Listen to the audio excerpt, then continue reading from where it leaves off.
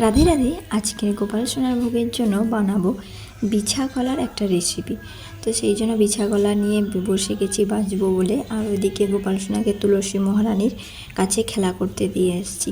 সেখানে একটু জল দিয়ে এসেছি, সবাইকে স্নান করিয়ে সেখানে বসিয়ে দিয়েছি, সেই যে দূর থেকে দেখা যাচ্ছে।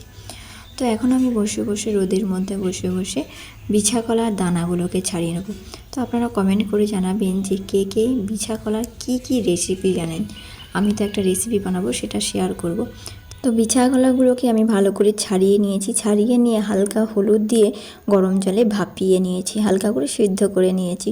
তো আপনারা কি কেমন ভাবে এই বিছা কলা রান্না করেন অবশ্যই তো আমাকে কমেন্ট করে জানাবেন। তার সাথে সাথে কে কী রেসিপি করেছেন সেটাও আমাকে জানাবেন, কেমন টেস্ট হলো সেটাও জানাবেন। তো এখানে আমি ভাপানোর পরে এটাকে বসে বসে ছাড়িয়ে নেব দানাগুলোকে। তার সাথে সাথে আপনাদের সঙ্গে একটু গল্প করে নেব। তো আমাদের গোপাল সোনার ভিডিওগুলো দেখতে আপনাদের কেমন লাগে অবশ্যই কমেন্ট করে জানাবেন। আর আমি চেষ্টা করি আমাদের গোপাল সোনার ভোগে যে রেসিপিগুলো করানো হয় সেগুলো আপনাদের সঙ্গে শেয়ার করতে। কারণ আপনারা অনেকেই বলেন যে নিরামিষ খায়, একই ভাত ডাল আলু ভাজা এইসব ছাড়া আর কী আছে।